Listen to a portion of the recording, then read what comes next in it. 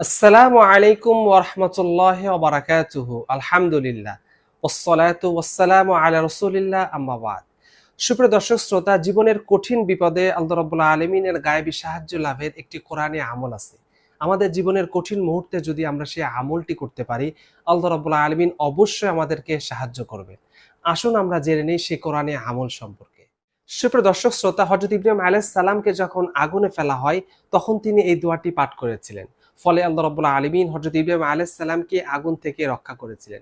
এবং প্রিয় নবী সাল্লাল্লাহু আলাইহি সাল্লামের সবচেয়ে কঠিন সময়গুলোতে এই দোয়াটি পাঠ করতেন। দোয়াটি সূরা আল ইমরানের ১৭৩ নং আয়াতের মধ্যে আল্লাহ রাব্বুল আলামিন উল্লেখ করেছেন। দোয়াটি হলো হাসবুনাল্লাহু ওয়া নি'মাল ওয়াকিল। আমাদের জন্য আল্লাহই যথেষ্ট। তিনি কতই না উত্তম কর্মবিধায়ক। তাই আমরা যদি আমাদের কঠিন বিপদের মুহূর্তে এই দোয়াটি অর্থাৎ হাসবুনাল্লাহু ওয়া নি'মাল ওয়াকিল পাঠ করি, আল্লাহ রাব্বুল আলামিন অবশ্যই আমাদেরকে গায়েব থেকে সাহায্য করবেন। তাই আল্লাহ রাব্বুল আলামিন আমাদের সবাইকে আমাদের বিপদের মুহূর্তগুলোতে এই দোয়াটি বেশি বেশি পাঠ করার তৌফিক দান করুন। আমিন।